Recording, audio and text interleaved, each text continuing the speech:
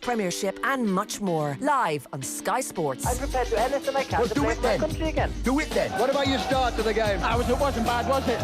Why should an honest answer be a mistake? How can a modern day manager not have a mobile phone? Why should he? So we got a busy football show ahead. We're going to hear from Stephen Kenny, the Republic of Ireland manager, in just a little while. I was out in Abbottstown today following the confirmation that he's going to stay on in charge until the end of the 2024 campaign. And in just a moment we'll hear from Philippe Auclair on, well, to put it mildly, an eventful day at Chelsea Football Club. An eventful day that's continuing on the pitch because they're currently in action in the Premier League. Chelsea lead Norwich by 2-1. Trevor Chalobah and Mason Mount scored early for Chelsea, but Timo Pukki's just pulled one back from the penalty spot. There is around 13 minutes to go on that one. And Newcastle have come from behind to lead Southampton by 2-1. Wolves 3-0 up against Watford. That one 3-0 after just 20 minutes. And still at Elland Road, Aston Villa lead Leeds by 1-0. That one started 15 minutes after the other games. And in Europe, in the Europa League, well, earlier Sevilla beat West Ham by 1-0. Rangers 2-0 up at half-time against Crvena Zvezda, or Red Star Belgrade as we like to know them. And in the round of 16 of the Europa Conference League, Leicester City 1-0 up in the second half against Rennes. We got a lot of football coverage coming your way over the next couple of days. Tomorrow night at 10 o'clock on Twitter Spaces, it'll be the latest League of Ireland late night. You can join myself, Johnny and Shane Keegan as we reflect on all the evening's League of Ireland games, including that big Dublin derby sold out at Tallaght Stadium between Shamrock Rovers and Bohemians. Saturday, John will be here with Dan and Johnny to run you through all the day's football. And then on Sunday, we have a double header from the Premier League. Chelsea against Newcastle from 2 o'clock. Richie will be alongside Brian Kerr for that one. And then it's Arsenal against Leicester City from the Emirates, which myself and Kenny Cunningham will bring you. Now, Philippe Auclair is on the line. Evening, Philippe. Good evening to you. It has been a quite remarkable day for Chelsea following the news this morning that the UK government have placed sanctions on Roman Abramovich for his ties with Vladimir Putin. He's been in charge since 2003. He had been attempting to sell the club in recent days, but that has been halted by the UK government, who has frozen his assets, including the sale of Chelsea. I might just run down what it all means. Well, firstly, they are playing tonight, so Chelsea have been given a special licence to continue playing games in both the Premier League and the Women's Super League, and they can continue to pay their players and staff. However, only season ticket holders are going to be allowed 10 games at Stamford Bridge. They can't sell any more tickets to home matches. They aren't allowed to sell any merchandise, so the club store has been shut immediately. They aren't allowed to buy or sell players, not that you can right now anyway, so effectively for the moment they're under a transfer ban. The government has also set a limit of €20,000 per team per match to travel to and from matches, which would be way below what a club of Chelsea's side would be used to. And also their main shirt sponsor 3 has suspended their partnership and want their logo taking off the team's jersey. Philippe, I think everybody had a sharp intake of breath when this news came this morning, mainly because it did look as though the UK government weren't going to sanction Roman Abramovich, certainly not at this moment in time. What changed? Very good question. I do not have a straight answer for you to that. I'm still waiting to see how this is going to pan out in the end, because I'm hearing rumours that this evening that it might be possible for the club to be sold if the proceeds didn't go directly to Roman Abramovich, so which obviously would change the picture slightly. It seems that there have been quite strangely negotiations going on between the Chelsea hierarchy and the government, the British government, this afternoon and this evening, which I can only imagine are intended to soften the blow of the sanctions on the club. But given that the club is 100% owned by Roman Abramovich, I find that rather bizarre. I also find it interesting, like the mayor of London as well has just gone on social media saying, showing some kind of generosity of spirit towards Chelsea Football Club, which might not have been shown necessarily to other clubs in the past, which were going into difficulties. But for some reason, Chelsea is a very big one. A very big club, huge support. So I would be quite careful before I would. At the beginning, I was like you. I was stunned because everybody had the impression, certainly here in London, and in England that the Boris Johnson's government was slightly dragging his feet when it came to sanctions against individuals. So yes, it came as a real surprise. If the sanctions were to be applied as drastically as we are led to believe, it's quite clear that this could spell the end for the club. And I think that's part of the problem that we have at the moment to try and gauge exactly what's going to happen, because given the level of debt of the club, the debt which is owed to Roman Abramovich, given the amount of losses that the club has suffered over this 19 years, almost 19 years of ownership, which is something close to £900 million, which is rather a lot of money. Given the fact that the club has only been able to function as it has thanks to its owner pumping it money year after year after year, given the fact that the stadium cannot be really extended or expanded, given all these facts, you think, my goodness, Chelsea could actually go under. I in a way, it's one of those things where you wonder if, given the dimension of the club in London and elsewhere, you wonder if some kind of solution, inverted commas, is not going to be found to this. But at the moment, if the sanctions are applied fully, I can't see how the club can survive. I really can't. We always look at football clubs as almost being too big to fail, and Chelsea are the current World Club champions. They're the current European champions. European champions, yes. They are one of the biggest clubs in world football, but we are living in extraordinary times over the past indeed. fortnight. We are living in war times, and the statement by the British government this morning, believing that Roman Abramovich has a close relationship for decades with Russia's President Vladimir Putin. Not believing, stating. It's a fact. We can now say it. We don't have to be fearful of lawyers anymore, my friends. We can state it now. So now I think we've got to be very clear about this. This is something which has been said by the British government, and we should, enough of this, honestly. I'm sorry if I sound angry. I feel very, very angry actually today, because many of my friends, many of other journalists have been put in impossible situations when they tried to talk about this club, its owner and its relationship with the Kremlin. And today, what they have said all along has been said by the British government, black and white. It's there. So we can say it. We can obviously discuss how deep this relationship between Abramovich and Putin was. We can discuss that. We have to let people say what they want to say about it. We can let them say even that's unfair, that's unjust, whatever. We can say that. Well, on the other hand, we can also say there was a relationship, a very close relationship, and that's the reason why the British government has decided to take this action. So we can say that now. That had changed. The way that the Chelsea go about getting through this over the coming weeks will be, I assume, to point to their status as a club and their success and their importance as an institution to English football, to English life, but also the impact this will have on the ordinary staff members. So we all look at Chelsea and see Thomas Tuchel and see some of the best players in the world, but there are hundreds of people employed by a football club who are not on millions of pounds per year, who will be affected by this. Do you suspect that will be a factor in, and is that a factor already, do you think, in hearing the Mayor of London come out, and how quickly maybe a get-out clause is coming into play for Chelsea? I don't know about that, to be honest. This generosity of spirit hasn't been shown to clubs like Coventry City, Portsmouth, Wimbledon, many others I can think of, York City, Chester, which went through appalling times and sometimes had to die to be reborn. But there is, of course, the Chelsea support is huge. And I know many people at Chelsea Football Club and many people there whom I consider to be very good friends. And these people were there before Abramovich, and I sincerely hope they will be there if he goes after him.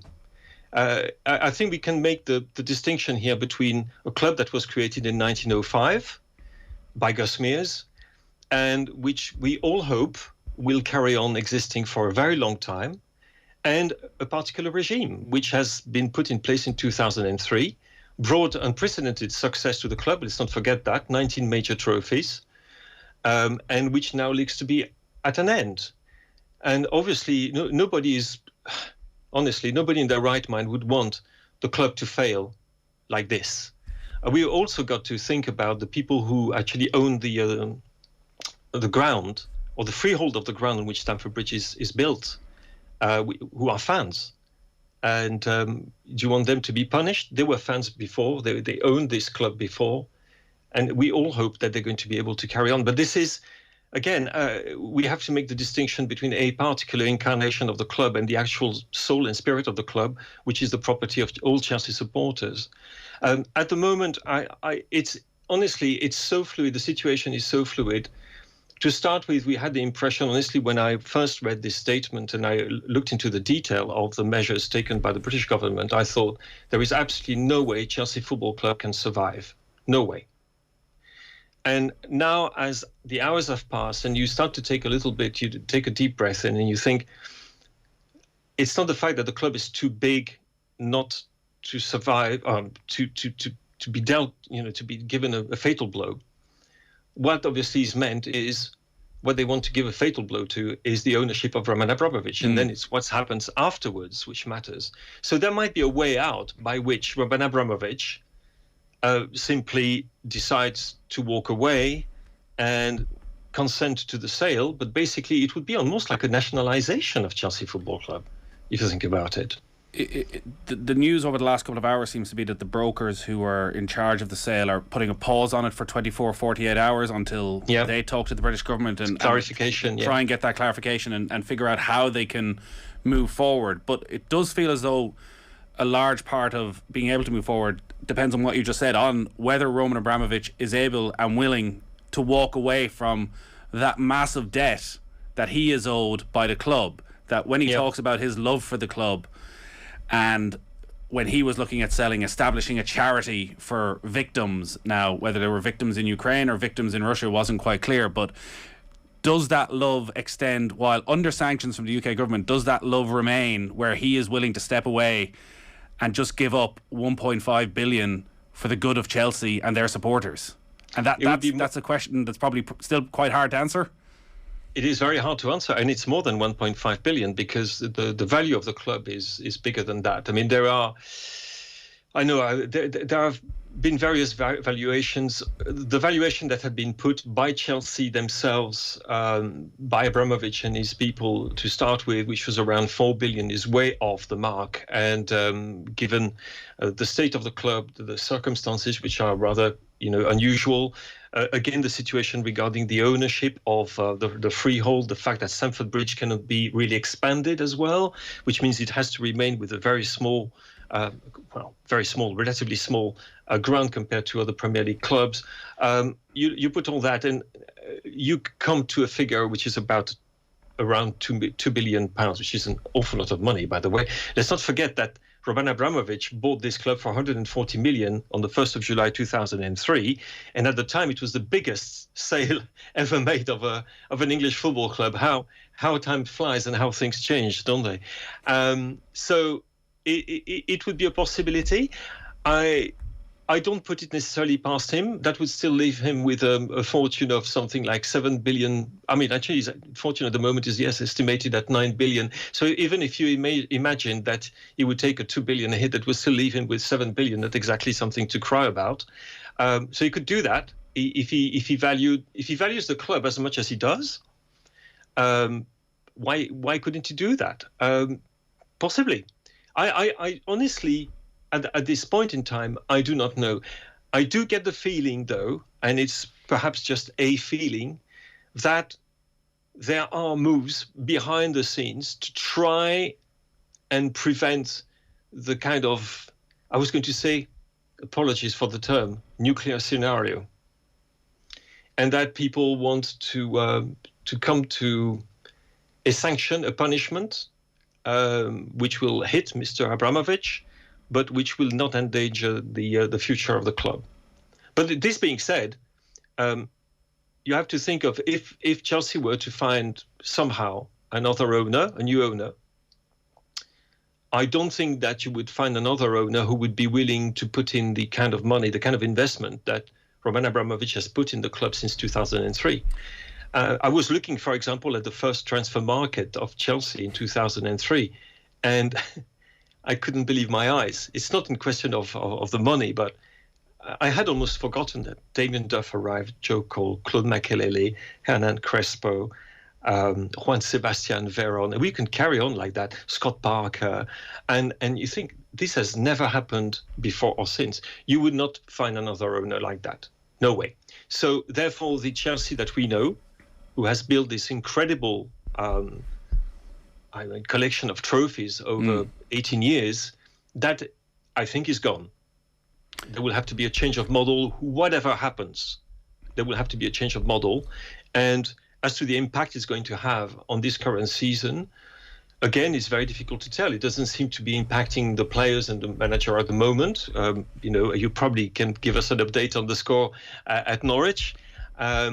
Also, what are going to be, one thing in particular which I found of great interest and particularly worrying for Chelsea is the fact that the British government made it very clear that broadcasting rights would be still be paid to Chelsea, but the money would be frozen to make sure that it doesn't benefit Mr. Abramovich in any shape or form.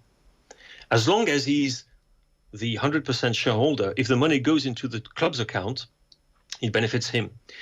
So I don't quite know how they work about that. But what I do know is that the TV revenue from Chelsea in 2020-2021 was, I think, £276 million out of a 470 million pounds turnover, which means that broadcasting rights were 69% of the total turnover of the club. Now, if you phrase this, how are you going to pay your players? How are you going to play your staff? I can't see that happening. So there's going to be, and at the same time, you have, interestingly, a block on transfers, on sales and purchases. How that works, by the way, with the transfer market, the transfer system, FIFA, UEFA, and the rest, I don't know. Is UEFA going to take some sanctions? UEFA kicked out Spartak Moscow. UEFA hasn't kicked out Chelsea from the Champions League. They still have a second leg to play against Lille. Are other clubs going to say something? Have you noticed as well the incredible silence of the Premier League on this? Well, I wanted to ask you about that because there's a feeling that this was very much belated from the UK government in imposing sanctions on Roman Abramovich. But the Premier League silence, yet again, and we shouldn't be surprised considering it's only a matter of months since Saudi Arabia was able to invest in the way they were in Newcastle, that the Premier League were more than happy, and it feels would have been more than happy if the UK government had done nothing and sat there for another month, for another 2 months, that Roman Abramovich would have been able to pick his moment of selling Chelsea and the Premier League would have had no issue with it, no matter what. Absolutely. I think that is the thing. It took everybody by surprise, including the people at the Premier League, who are in a very delicate situation indeed. But it's quite astonishing that there has been no communication, no statement yet after such a epochal decision by the British government. I think the problem is that they are in a genuine pickle themselves in terms of the way that the Premier League has been consistently looking away when it has to make decisions about whether to allow this person or that state or this fund taking over. I was actually looking, I was wondering what the reaction had been in 2003 when Roman Abramovich bought the club from Ken Bates. And at the time, there was only one person who genuinely said, I'm not too sure about this. It was the former Minister of Sport, Tony Banks, himself a Chelsea fan, who said, I'm not too sure it's a good idea to sell football clubs to people we know nothing about. It's a message which unfortunately has got lost over the years, and in particular at Premier League level. And the fact that, please confirm that, but Chelsea's playing Newcastle this weekend. Well, that is some game, isn't it? Between Roman Abramovich's future ex-club and Saudi Arabia United. That is something. If you wanted an illustration of what needs to be addressed, the issues which need to be addressed in English football. You have it in a nutshell, in 90 minutes. Now, I would like as well, and I don't know how you feel about that, but the questions which are asked of Thomas Tuchel and will be asked of him again and again and again, as long as the manager of Chelsea and the situation hasn't been resolved, to also be asked of Eddie Howe when he next confronts the press. Eddie Howe, from watching some of his press conferences, has been asked quite a few questions about Saudi Arabia, and has brushed them aside. That he's here to talk about football matters. Likewise with Thomas Tuchel, and I'm sure those questions are going to come again at Carrow Road tonight. And I know Chelsea are trying to work press conferences that, if you're not in Carrow Road tonight, you can't ask questions. There'll be no pre-match press conference ahead of Newcastle, so I don't know how much we'll get from Thomas Tuchel.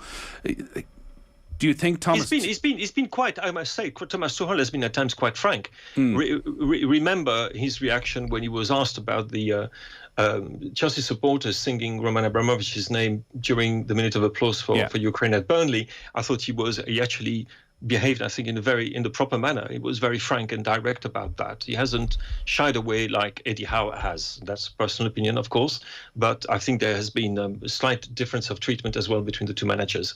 But it's a question. If you're in football and you take the money, I mean, the question was asked. You probably saw that. The question was asked to Pep Guardiola what he felt about Thomas Tuchel, and I thought the answer was extraordinary, because obviously the question can also be asked of Pep Guardiola. You're working for Sheikh Mansour. How do you feel about that?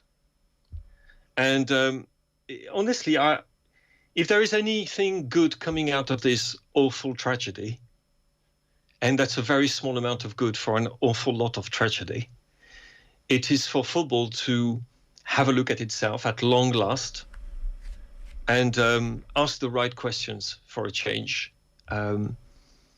To have to feel we have the freedom to ask those questions. I'm talking for all of us here. And not everybody is to be put in the same basket. I read, for example, today that Russia and Qatar had just signed a memorandum of agreement on matters of sport. I haven't seen that in any news, but it's a fact. They signed it today. We should talk about that. Is that all right? Is that fine with what's happening at the moment?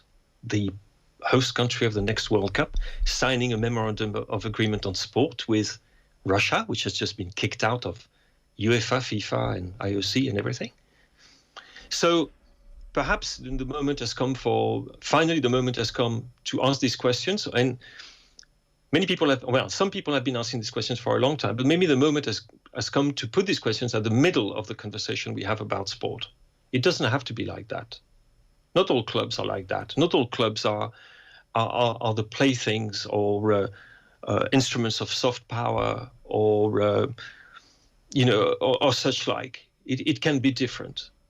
And so perhaps, yes, if there is a measure of good, some good, very relative, and in many ways insignificant good to come out of this, it's exactly this questioning, this fact we have to ask ourselves the question as football fans, as football journalists, what we can and should do about this situation. Do you think the football industry will ask itself those questions? You've been covering the game a long time, and that football, this is the gravest crisis Europe has faced since the Second World War. But football, it always feels, has operated in a parallel universe, even as recently as COVID, where we thought this is going to change the game forever. The days of astronomical transfer fees are gone. Clubs have taken such a financial hit, it's simply not possible. And then we roll on to last summer, and the fees are greater than ever at the very top level, whereas we know as you go further down, clubs have taken a massive hit. But have you seen anything to suggest that today will be a day that we look back on in years, in decades to come, that prompted a seismic change in the attitude of English football towards who runs English football? I would hope so. I'm not so convinced. I think because it goes beyond the ownership of a few football clubs. It has to do with the commercial relationships which have been passed with sponsors, for example. I'm particularly interested, I'm almost obsessed by the relationship of football with gambling, for example. and the relationship with some gambling companies, which, strictly speaking, are illegal in the countries where they're supposed to operate, which is all the Asian-facing companies. And I'm very happy to say that, and because that's the truth. And football has been looking the other way, completely ignoring it. I'm looking at the way that football is falling in bed with very, very dubious crypto assets companies at the moment, completely disregarding the fact that those companies are totally unregulated, present a great risk for the people who invest in them, who buy into them, which is quite a different thing. And you carry on looking at that. And to be honest, as Joao Avalanche said to Sepp Blatter when he took the head of FIFA, he said, you've created a monster. And football has become a monster. There's just too much money in it. It doesn't mean it's beyond salvation. There are plenty of very decent clubs operating. There are plenty of wonderful stories around the world. There are plenty of people doing a wonderful job. There are plenty of great players. Football still has a capacity to excite us and move us, and in a way that very, very few other things in life do. It's possible to save it. It's that good. It's that wonderful a game that it can survive this. But what you've got to do is to get rid of all the parasites, the people who are dragging us down, so to speak, to their level. Unfortunately, these people are very rich and very powerful. But I do think it can be done. I don't see any reason not to carry on fighting in any case. Whether the football itself is going to do this, I very much doubt. It all comes down to the bottom line and the fact that the clubs have got to make money, certainly at the highest level. That's what drives absolutely everything. It's also what drives, unfortunately, the governing bodies, who are also caught in a fight of their own between UEFA and CONMEBOL on one side and FIFA on the other. Everywhere you look, it's a pitiful show, pitiful sight that we see.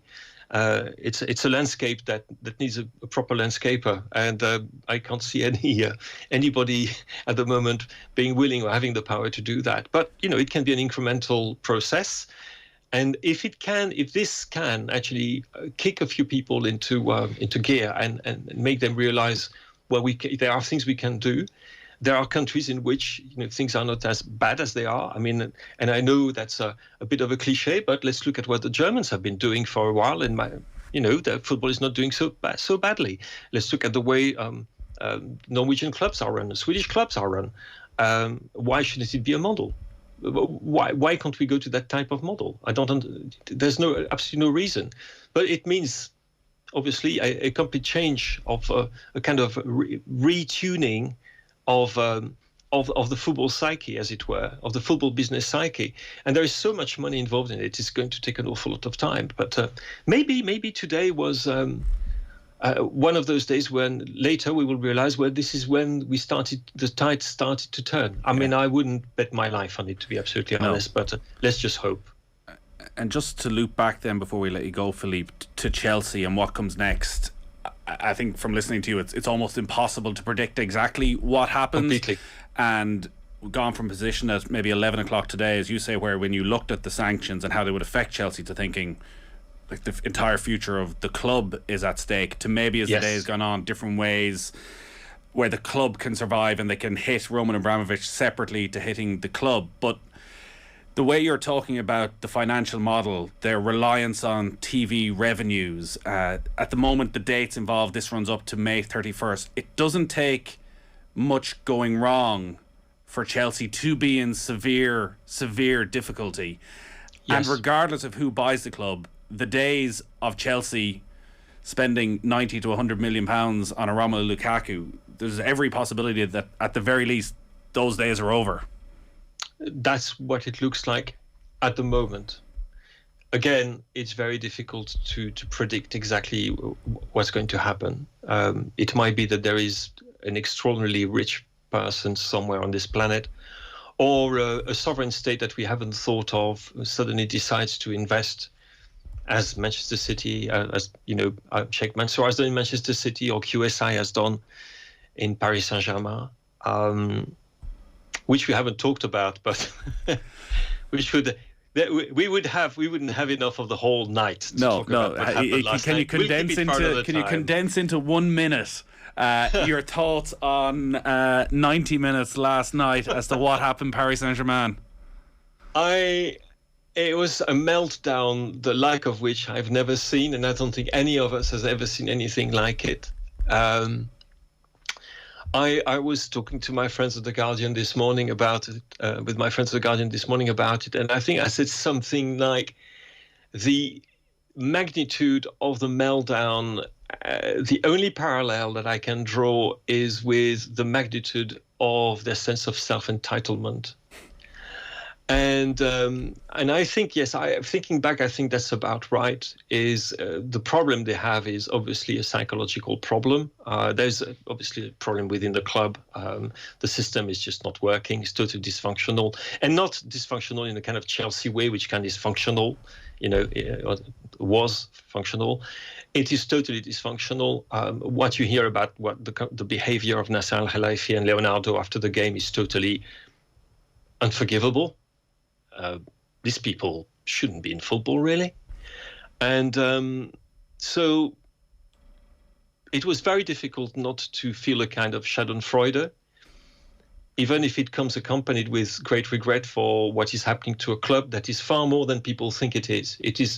PSG is not a Qatari invention. PSG existed before the Qataris arrived, and it was a great club, and it might become a great club again. But it was a complete meltdown. The whole system is just not working. How else can you explain what happened? I mean, against Barcelona, against Manchester United, and now against Real Madrid. Dominating for 3 halves and then surrendering as they did, abysmally. Even on the other hand, I must say, as a Frenchman, I was absolutely delighted for Karim Benzema to see him triumph on that night, and his was one of the great performances. And to see him blossom into that absolutely magnificent number 9 so late in his career, after everything he's gone through, some of it of his own making, by the way, but is something to be relished. And I hope it will motivate people to actually start considering him as one of the true great number 9s of his era, and perhaps in the history of football. He really deserves it. We spoke to you on the eve of the European Championship, and I think it changed my entire opinion on Karim Benzema in the way that he was looked at firstly in France, and maybe the way all of us should look at him, because spending a long period of his career overshadowed by the brilliance of Cristiano Ronaldo. Yes. But he has shown over the last 2 years that people talk about Mo Salah as the best player in the world right now. Like, Karim Benzema is right there alongside him. Yeah, he is. And so you've got Kylian Mbappe, Mohamed Salah, Robert Lewandowski. We're not doing too badly for great players in our era. We shouldn't forget that. Even if, apart from Mbappe, of course, most of them seem to be on the wrong side of 30, but, so there's hope for all of us. Well, not for me anymore, but maybe for you. Not for me either, not for me. Okay. Beautiful game, Philippe. We leave on something of a positive note, if there's such a thing in football right now. Philippe, always a pleasure. Thank you very much. Aston Villa 3-0 up away now against Leeds in the Premier League. They're deep into injury time there. Chelsea have beaten Norwich by 3-1. Wolves 4-0 winners against Watford, and Newcastle surely safe after a 2-1 win at Southampton. Stephen Kenny up next. Football on Off the Ball. With Sky. Get more of the sports you love on Sports Extra with BT Sport and Premier Sport.